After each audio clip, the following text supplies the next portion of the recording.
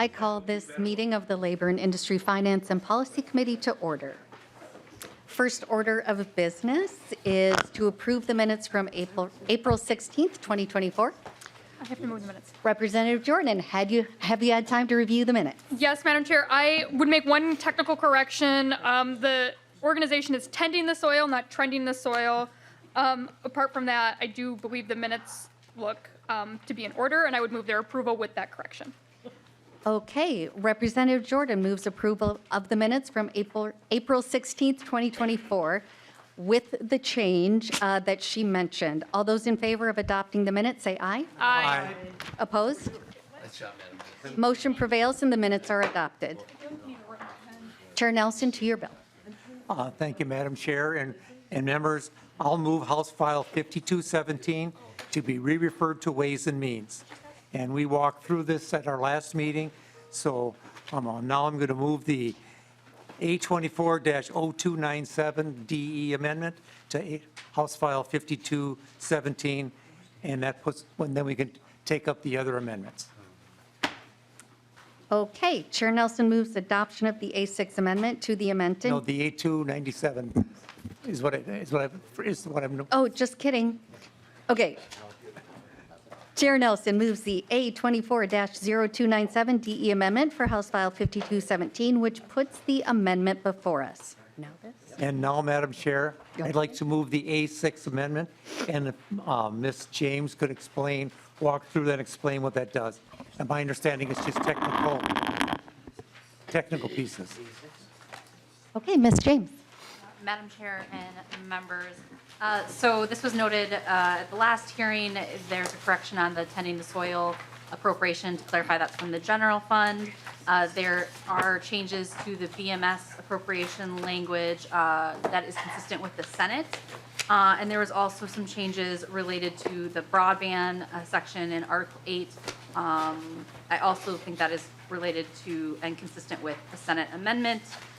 And there is a deletion of subdivision 6 on page 77. I believe that's technical deletion. And then the change from develop to approve was suggested by DLI at the last hearing on 37.22.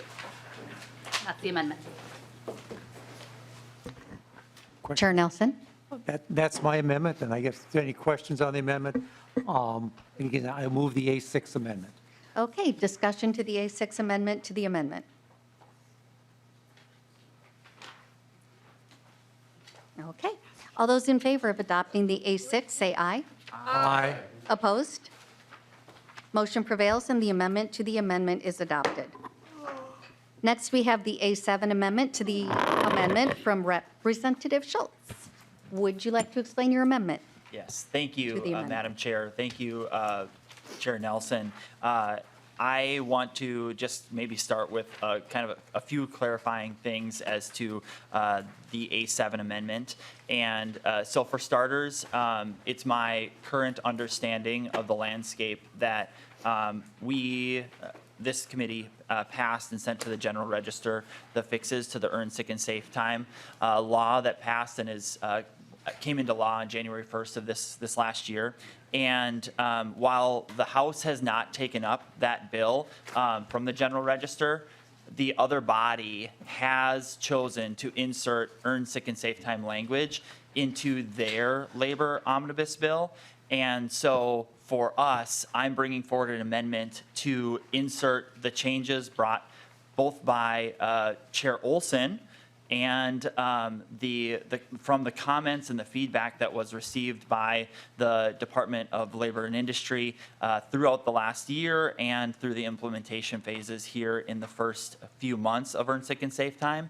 And I have brought forward this amendment that is the basis of the bill that we had before us before, House File 3882, which is the fix to the Earned Sick and Safe Time bill. And so with that, I have a few additional things included in the A7 amendment. A few additional things, some of them are things that we have discussed before, and some of them are additional language and additional conversations that I've had both with employers and with our staff to determine kind kind of some of those changes. So I'm going to highlight a few of those things, and then I would love if we could have, if our research team was able to help walk through some of those changes for us to the A7. So, and by the way, if you're looking at the A3 and the A7 are very similar.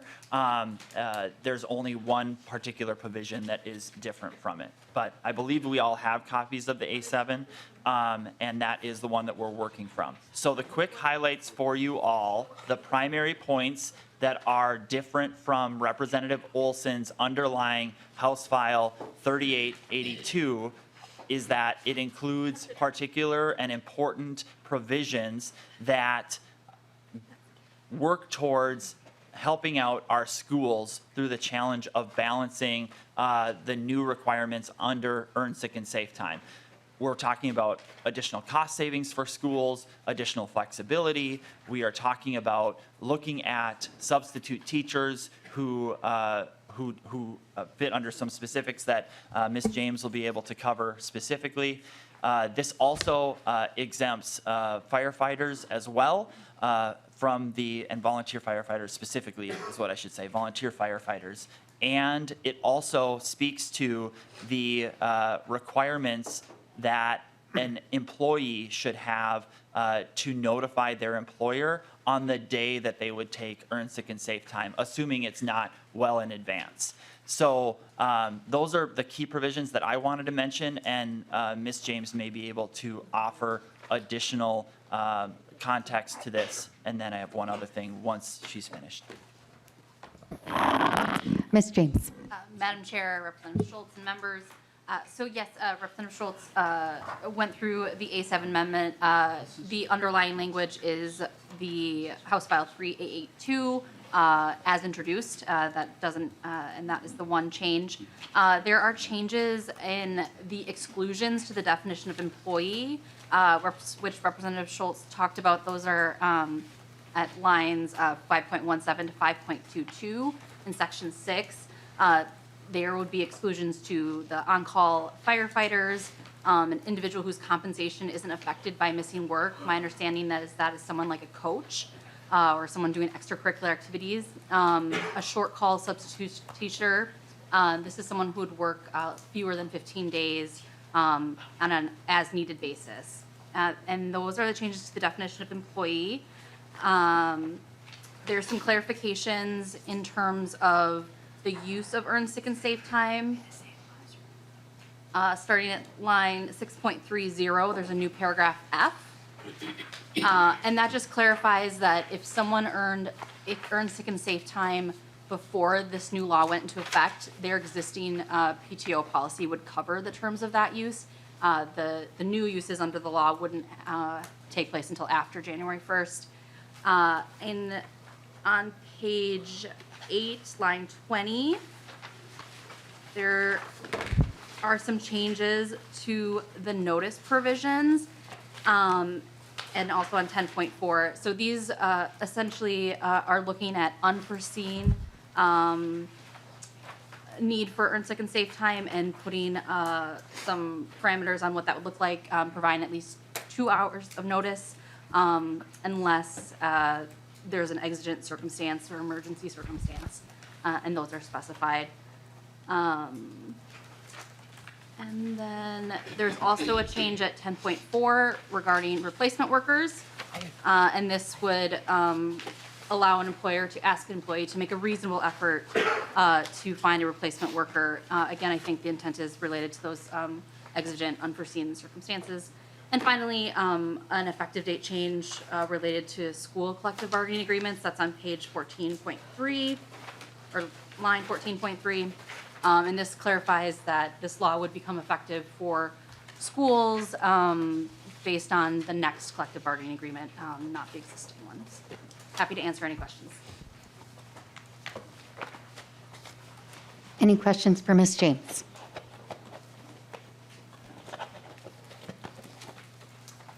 Seeing none, Representative Schultz.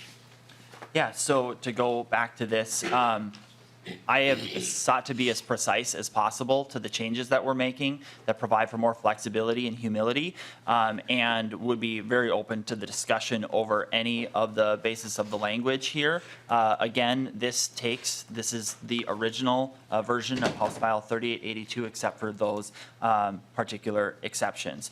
I am particularly centered around the one thing that I really think that we need to talk about that hasn't really been a part of the discussion with the way that earned sick and safe time has been implemented in the state.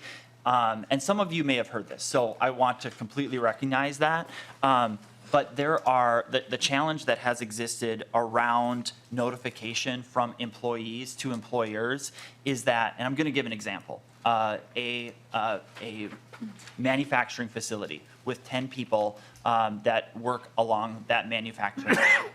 If 2 people on a given day choose not to, and when I say choose not to, they might be sick, something may be going on in their family, a friend, relative, whatever it is, based upon the definitions of earned sick and safe time, but they don't arrive to work, that 10-man crew now has 8. And the result of not having staff on site for that purpose or during that work shift, the result is that the 8 employees who are left working on that line endure greater responsibility, and it impacts worker morale and productivity. And so my amendment here on, I believe we're on page 8 here, tries to go after that specifically. So that when we look at basically the 2 hours prior to when an employee is scheduled to work, that the only time at which it would be appropriate for them to use earned sick and safe time would be if they encountered a medical or transportation emergency en route to work, or due to other unforeseen but emergent circumstances. And that would really help close that gap. And this is just one thing that has come forward since the implementation of earned sick and safe time. I don't think that anyone in particular intended for this to be a consequence. And this is my best attempt through the conversations that I've had, both with employees and employers, and with our research staff, to get to that issue. And I think it's very worthy of our support, and would help us in this conversation to ensure that the House has a voice and an opportunity to talk about the concerns related to earned sick and safe time. So I would ask for your support. Okay, thank you, Representative Schultz, for explaining your amendment. I'm sorry, Chair. Thank you, Madam Chair. And members, at this time, I'm going to ask for a no vote on this amendment. Representative Olson has been working hard on getting this and working with the Senate, and instead of trying to make the little changes as she went along, and has been working with the Senate to try and get this bill the way she wants it. The bill is sitting on the General Register as a standalone bill, and that's at the point. At this point, that's where Chair Olson has asked for it to be done, and we have the conversation on that bill as a standalone. And so, again, I ask at this time, recommend a no vote on this amendment. Further discussion to the amendment. Representative Greenman. Thank you, Madam Chair, and thank you,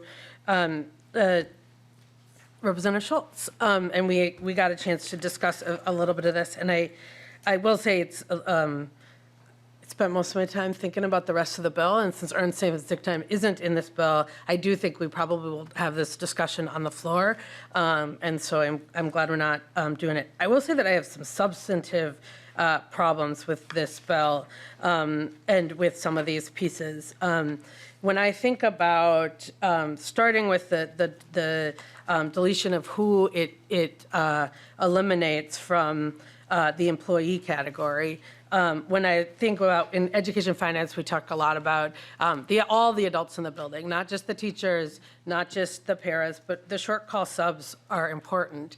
And the definition of short call subs, Representative Jordan and I are on education finance. is that you're working fewer than 15 consecutive days in the same classroom.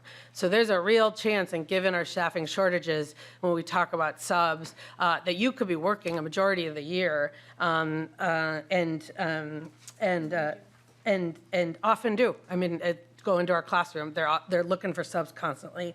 And so I think, again, if you are only working a couple of days, there's I think an 80-hour, until you get to 80 hours, you don't start accruing. So that will handle the people who are not, who are really working sporadically and not very many hours. But for everyone else, I absolutely think you should be able to accrue earn, save, and sick time, and you shouldn't be punished because you're actually able to plug the holes that we need in our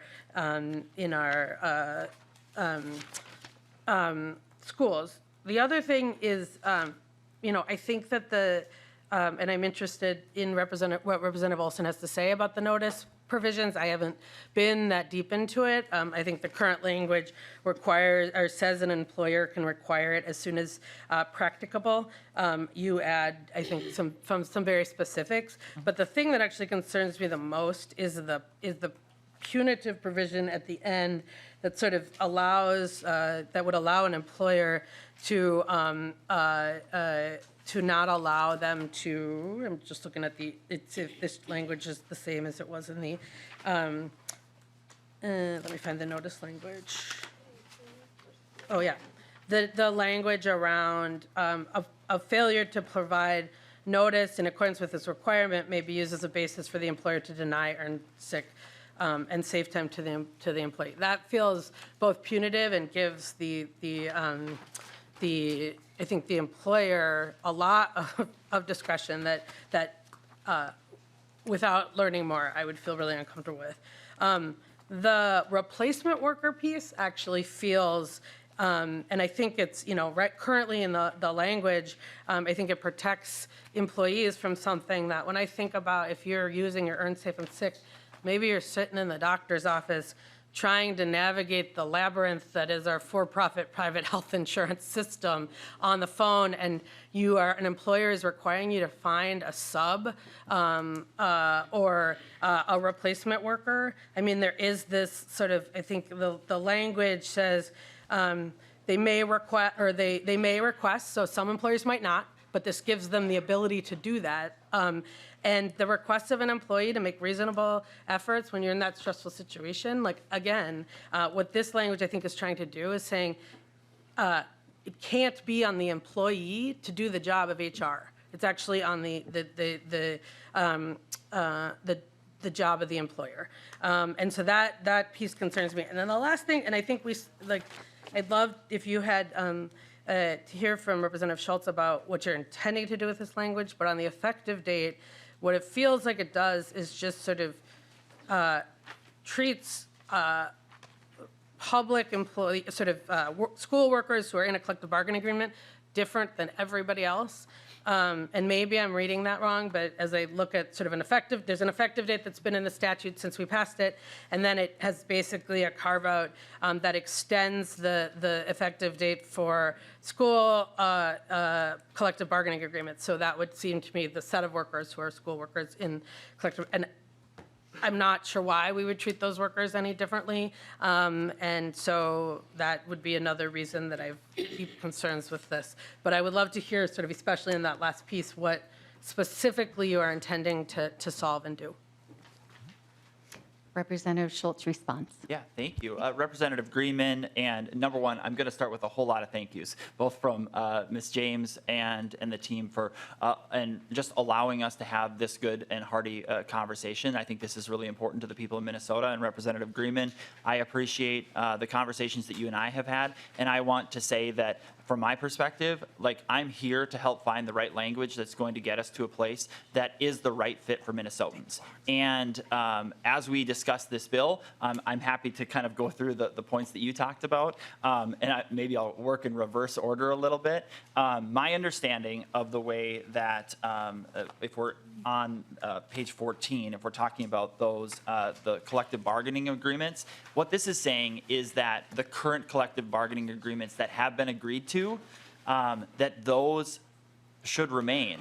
You know, those are essentially, if we move forward with the underlying language from Representative Olson's bill, that could result in lawsuits for us. And I think that this is the best course for us to avoid additional legal action for the purposes of collective bargaining agreements. That's what this is meant to do. In addition, because we would be holding to the collective bargaining agreements that have been signed, that would also save schools a lot of money in the meantime. It's not taking away an individual or a teacher's ability to use earned sick and safe time, but instead to hold to the contracts that have been signed. Because otherwise, if we used Representative Olson's language, it's my understanding that that would cause concern for different school districts across the state. That's my understanding of that on page 14. Then, as it relates to kind of moving backwards, following your lead, Representative Greenman, to go to the replacement worker piece to this, this actually does allow for gray area and allow for, my understanding, allow for employers to determine and to build the policies that work best for them. And what this allows for, it allows for those employers to have employees make a reasonable effort. And they don't, if an employer chooses not to have that policy, they don't have to. But this provides that opportunity for an employer to have that, to have employees make a reasonable effort. There's enough gray area there. This isn't hard and fast. It's not must. It's not shall. This is some language that can help us breed a positive working relationship between employees and employers, and also help to ensure that when you're thinking about that manufacturing line of 10 people, if 2 people aren't there on that day, it's one of the best ways we can support workers, is to ensure that they have someone to fill those additional 2 spots by calling another member of their team. Now, I think that is something where individual businesses should be able to find what works best for them, or employers. I shouldn't say just businesses, but employers should be able to find the process that works best for them and their employees, which is what I believe the language there on page 10 gets to. I'm trying to think of Representative Greenman. I'm not sure if I covered every one of your questions, but I'll just say my understanding, and going towards the beginning of the amendment, if you look on page 5, 5.17 to 5.22, to your point, as it relates to short call subs, the way that I understand the language, and if we need additional clarity on this, I'm happy to engage in the conversation. But my understanding of the way that the language is written is that this is simply exempting short call subs who work less than 15 days a year, and others who fill in on an as needed basis. Less than 15 days a year, right? I mean, this is even better than the original amendment that I brought when we discussed this bill originally, and provides that flexibility, right? I shared the story of school districts across the state, and especially in my own, where they said this sort of policy for people who are coming in and helping out is causing massive burdens for school districts, and this particular language should help us get to that point. And so, in response to your questions, Representative Greenman, those are the answers that I have to the language that I brought forward. And then I will just also say, to the more global conversation, Chair Nelson, Representative Greenman, and committee members, I have asked and requested the opportunity to talk to Chair Olson about this. If you remember our original debate and conversation here on this issue when we first brought up this bill, I specifically asked for that moment and that time. I have this language, and so far I have not yet had that opportunity to meet with Representative Olson, and I am looking for it. I'm asking, as a member of the legislature, as a member of the House, to be a part of the conversation that's impacting employers across the state. And I'm happy to be a part of that conversation to ensure that we get to the place that earned sick and safe time is going to be a benefit both for workers and for employers across the state. And so I'm hoping that that kind of gets to the reason why I'm bringing up this amendment today. It's because I really think that in the House that we need to have this discussion. Thank you. Madam Chair. Chair Nelson. Thank you, Madam Chair. I guess a question I have for Representative Schultz, going back to the issue about finding a replacement worker. I guess the question is, so an employee would have to be given a list of phone numbers of all the people that would be eligible to fill in for them. To me, that sounds more like an HR job. Otherwise, every employee would have to have every phone number of everybody that could replace them. And I think that's may or may not be going a little farther than what some employers may want to do. And I guess how would you deal with that, Representative Schultz? Representative Schultz. Thank you, Madam Chair. Thank you, Representative Nelson. This goes to the heart of the question, right? Earn sick and safe time as a policy is a statewide, mandate. And I'm using that as lightly as possible when I say that. But there's a difference between the HR office at Royalton Public Schools than there is at Schultz Auctioneers where HR doesn't exist, right? And so, and what I see, especially in rural, small-town, Main Street businesses, especially small businesses and small businesses under 25 employees at a time, it's that information is readily available to the employees. And so the language that we have here on page 10 says an employer may request that an employee using earned sick and safe time make reasonable efforts to seek and find a replacement worker to cover the hours the employee uses as earned sick and safe time. Now, this is not a must. This is not a shall. This is an opportunity for us to say, hey, we know that what we do here in St. Paul isn't going to fit every instance perfectly.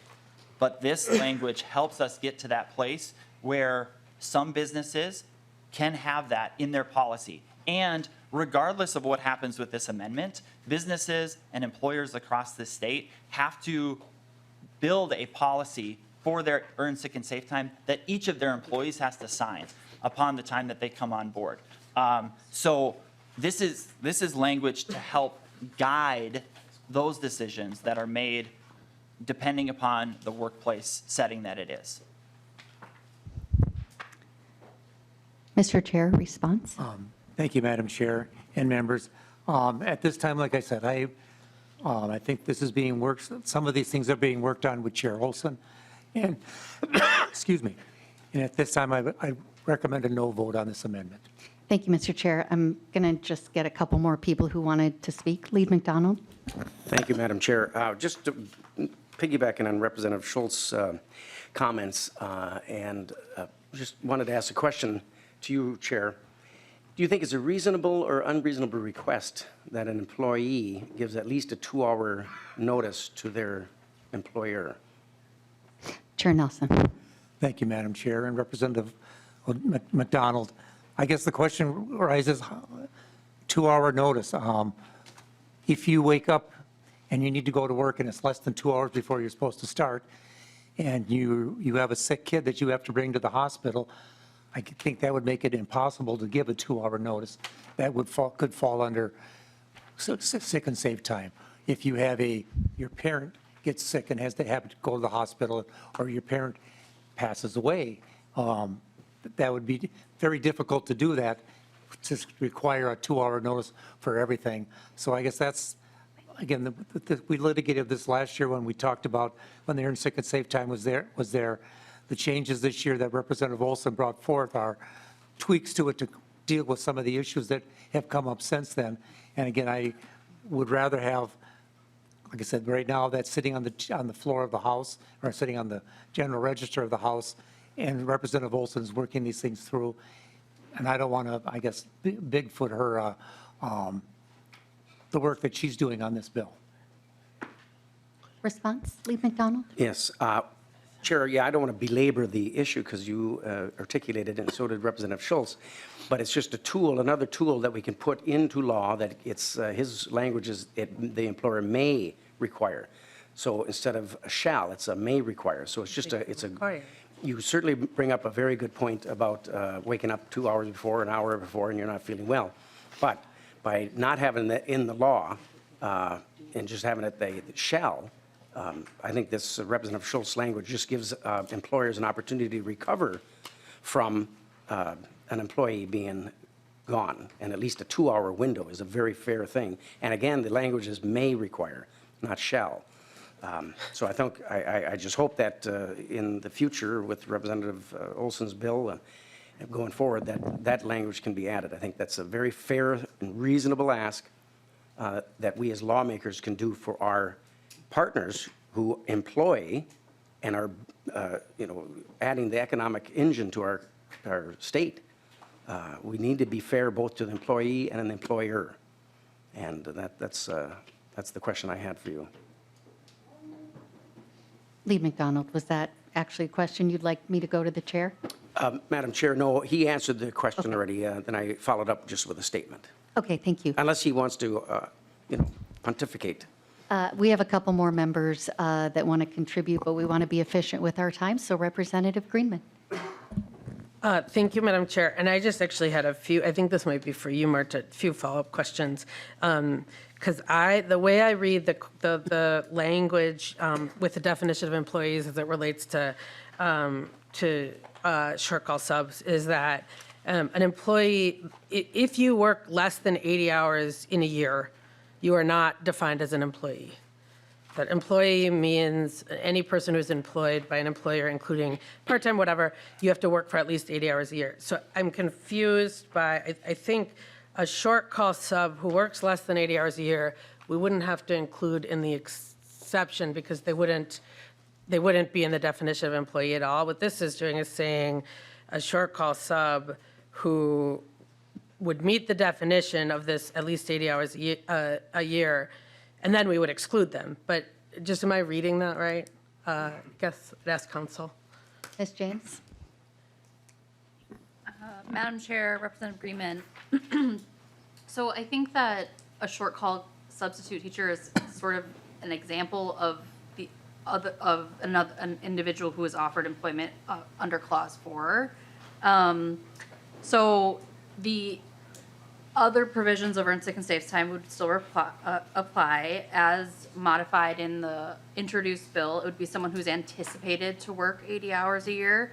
So there could be some gray area there. But certainly if someone knew they were not anticipated to work 80 hours a year, then this earned sick and safe time wouldn't apply to them. They would already be excluded, if that's what the question is. But I think there's some gray area there. Representative Greenman?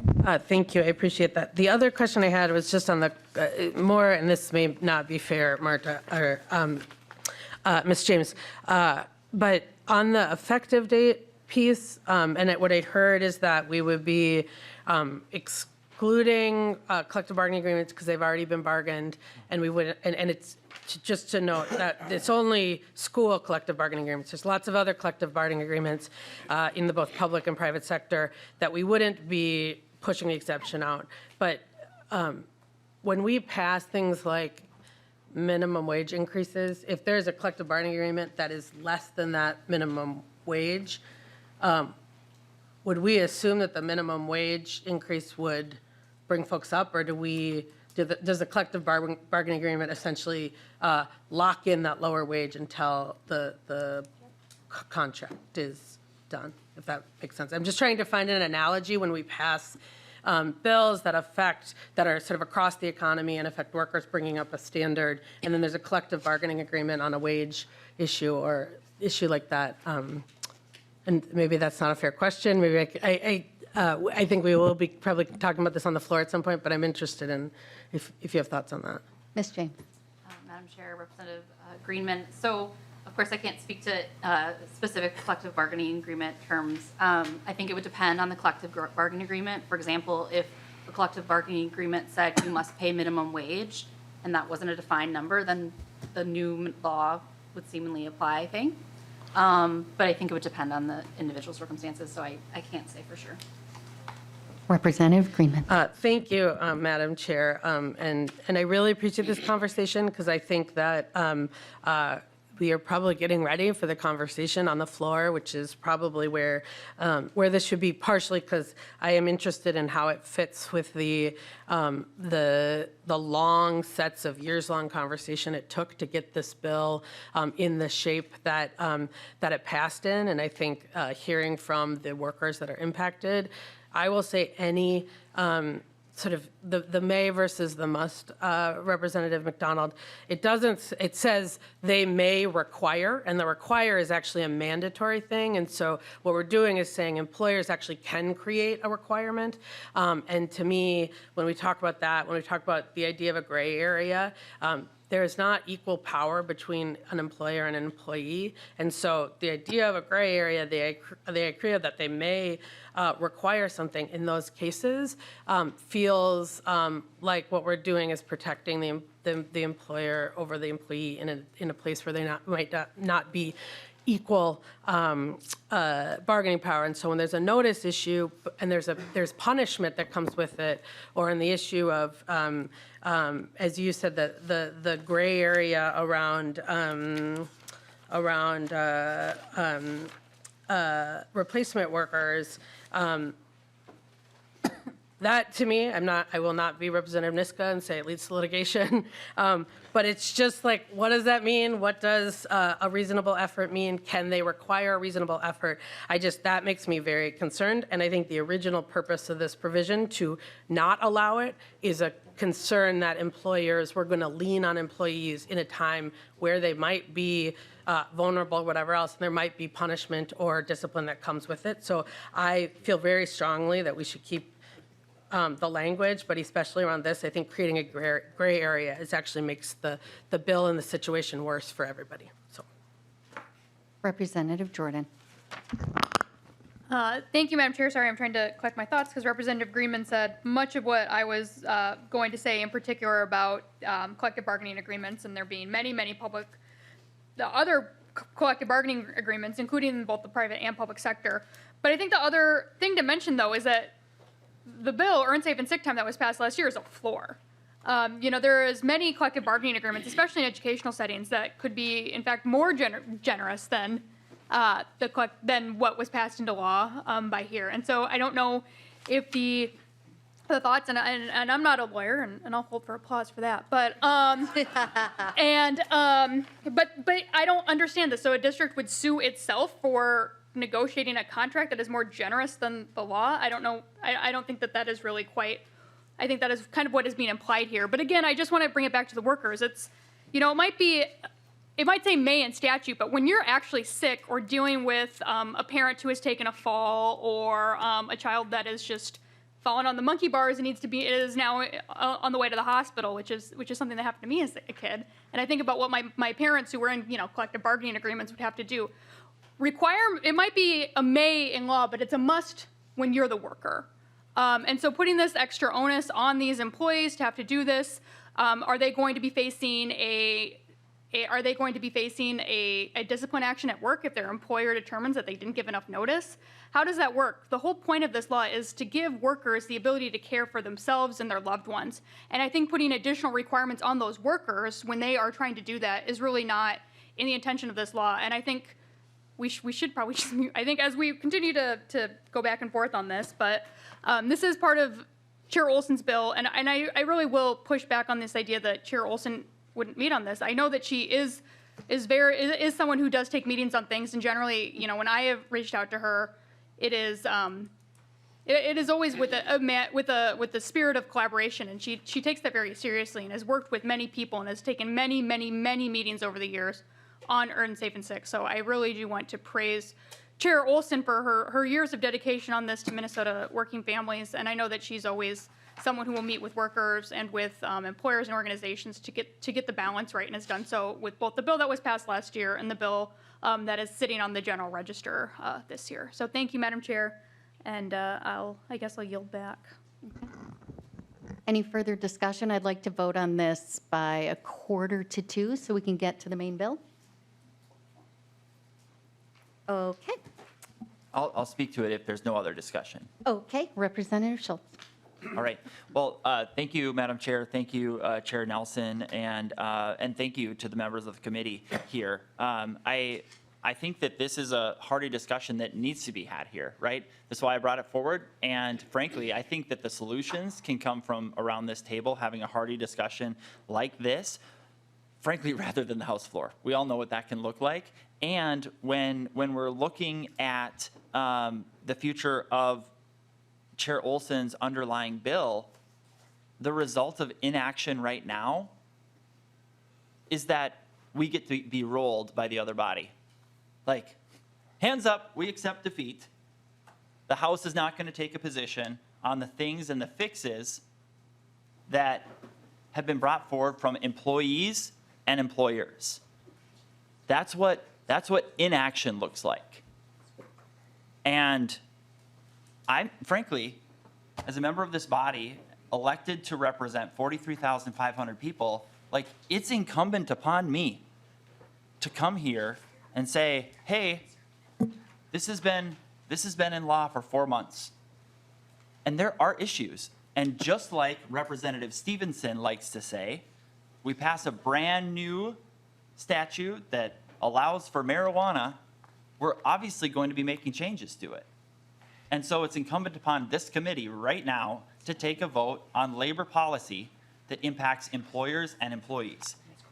And I am going to push back gently and kindly to my colleagues across the table from me that when we think about employees not showing up for work and not providing notification and not seeking to fill the gap, do you know who's hurt by that? It's the other workers. It's the other workers. And it literally impacts morale, energy,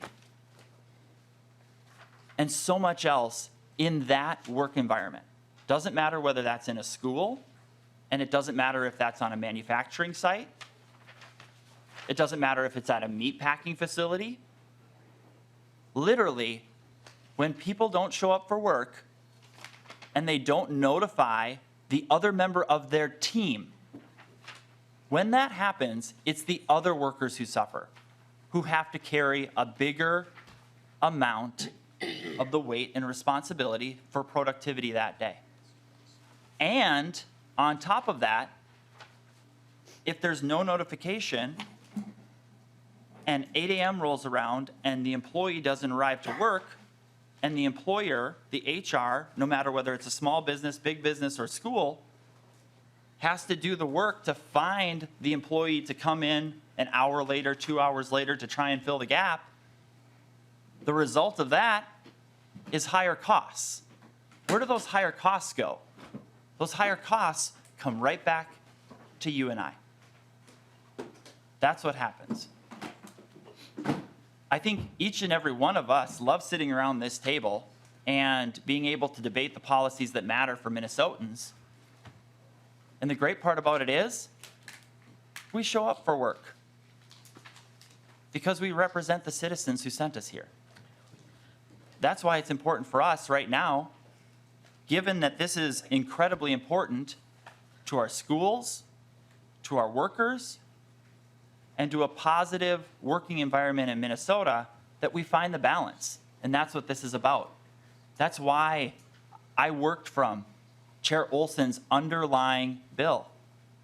And I remain willing and accessible to Chair Olson or any member of this legislature to work to find the common ground. Because right now, a huge sector of Minnesota isn't being represented because these concerns currently, without action on this amendment, aren't being heard in the entire House of Representatives. And that's why I'd like to ask for a roll call. All right. Having asked for a roll call, will the clerk please take the roll? Chair Nelson. No. Chair Nelson votes no. Chair Berg. No. Chair Berg votes no. Lead McDonald. Aye. Lead McDonald votes aye. Representative Daniels is excused. Representative Greenman. No. Representative Greenman votes no. Representative Hill. No. Representative Hill votes no. Representative Hussein. No. Representative Hussein votes no. Representative Jordan. No.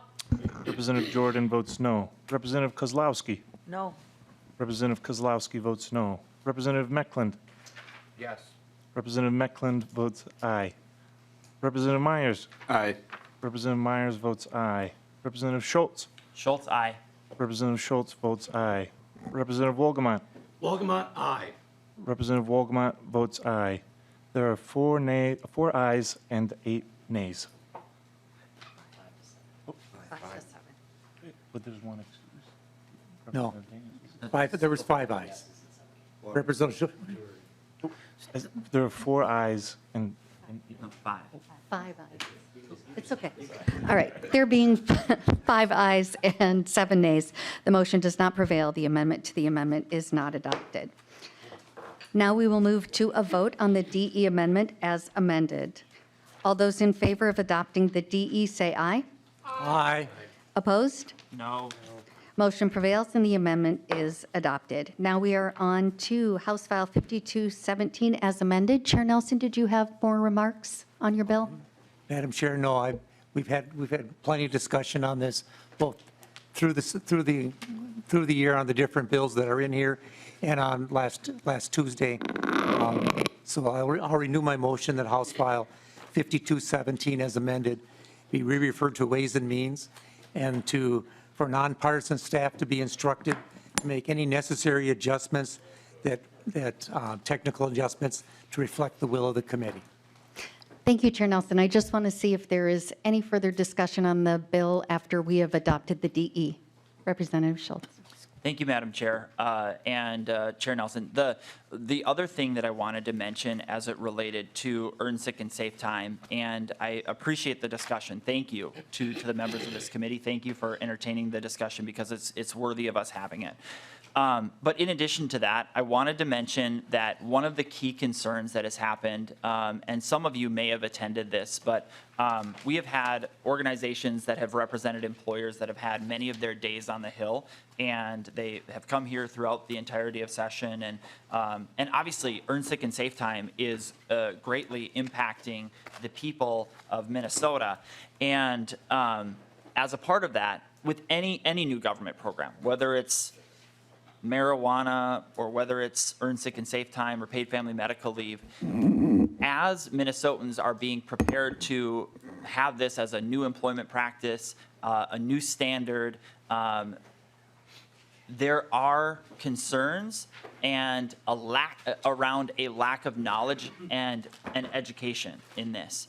And the point that I want to make is we have on this underlying omnibus bill, we're spending a whole bunch of money on one particular facility, and then at the same time, potentially not doing enough to reach out to employers, and there needs to be more of that.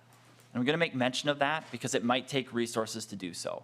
And so I would just highly encourage more collaboration between DLI and employers across the state of all kinds, from schools to county governments to small businesses. We need to ensure that they have the information readily accessible. What we heard in a whole amount of testimony, both oral and written testimony this year, and through the conversations we've had here at the legislature, it's that there literally hasn't been enough education, and that whether it was FAQs or the information that would impact employers as they're setting up their systems, there wasn't enough. There straight up wasn't enough. And so if we're looking at a budget target of over $9 million, my simple question is, what are we doing to make it easier for employers to understand the policies that have been put in place through a mandate and the short amount of time that they had to respond and get those policies enacted for their employees? Thank you. Any further discussion? Lead McDonald? Well, thank you, Madam Chair. Since I'm the lead, I should maybe say a few words, but Representative Schultz did a fine job, so I won't repeat what he said. But I will say this, though, is this legislature and under the trifecta, after blowing through $18 billion surplus and raising taxes another $10 billion in a budget year last year, to spend any additional money this year, in my personal opinion, and many in my district that I represent, that are fiscally conservative, I think it's very irresponsible that any of our respective committees should have any budget targets. We are already potentially facing a budget deficit, according to our data in 26, 27. Just to the amount of spending is just, it's kind of, it's very unacceptable, it's irresponsible, and it's going to put us in the state in a very hard situation in 2 years. We spent enough money last year, certainly, and in the details. And many of the bills and provisions that we passed last year, we haven't even given an opportunity to work yet, and yet we still have to spend more money on and more policy. So I think that's, I think many believe that I've heard from that it's very irresponsible for that kind of spending that'll put us into a great deficit. Someone's going to have to fix it. So that's all I have to say about that for now. And Representative Schultz did a great job. Representative Nelson, I am pleased, though, that you have one bill in here from a Republican. Praise the Lord. You know, for 2 years, not even a hearing from a Republican bill. If I am chair of this committee someday, I guarantee you that we will give hearings to our fellow friends who are on the other side of the aisle, our DFL. That's out of respect. I think it's no good whatsoever that one party wouldn't even bother giving a hearing to a fellow colleague. That's just poor governance and disrespectful, in my opinion. Maybe I'm just a nice guy. You know, I think the Senate did the same thing when they had one majority lead a couple of years ago, but we're not the Senate. We're better than that. So with that said, Representative Nelson, you have been a gentleman and a good man and a diplomat and a great chairman, and you're honest and fair, and other than, you know, I got no bill hearings from you, but that's fine. You did at least put Representative Nash's bill for pools into your bill. So we can take that and go swimming this summer. But thank you for your leadership and your good work. We will miss you here in your work here at the legislature. You've been a gentleman to work with. And same with the rest of the colleagues here. We've had some good banter and some good discussions, but I think we all have a respect for each other for the work that we do. Madam Chair. Thank you, Lead McDonald. Did you want to make any closing remarks? No, I guess I made my closing remarks. I'll just say thank you to the Representative McDonald for his kind words. And again, I renew my motion that House File 5217, as amended, be re-referred to the Ways and Means Committee. Okay. All those in favor of the motion for House File 5217 as amended to be re-referred to Ways and Means, nonpartisan staff is instructed to make necessary adjustments to reflect the will of the committee. All those in favor say aye. Aye. All those opposed, nay. Nay. The motion is adopted. Anything further before we adjourn? Madam Chair and members, this is scheduled to be, this will be our last scheduled meeting. So I want to thank the people that have helped us run this committee, from our Paige Florence to Brian Basham and House TVs and their staff, to Commissioner Blissenbach and her staff, to Commissioner Viriel and the BMS staff, to our nonpartisan staff, Marta James and Justin Cope, Helen Robert, our fiscal staff, Lori Cousineau, our GOP researcher, Dave Sullivan, the DFL researcher, to our committee legislative aide, Mick Basari, and to our committee administrator, Travis Reese, who, without him, and everyone who knows who's run a committee, without a good committee administrator, things don't run well. And so I want to thank everybody. It's been a great committee, both on the DFL and the Republican side. It's been great working with you all. We probably will have another unscheduled meeting at some point. The lift, What? Uber Lyft? The Uber Lyft bill, yeah, Lyft Uber. I was wanting to say the TNC, but the Uber Lyft bill is in our possession, but it's still being worked on. When there's compromise and agreed upon bill, we will be hearing that and sending it to Ways and Means from here. But at this time, we don't know when that's going to happen. Again, they're working on that. So with that, members, that's what I have. That's all I have. And thank you all for your work on this committee. Thank you, Chair. Thank you. Thank you, Chair Nelson. With that, we are adjourned.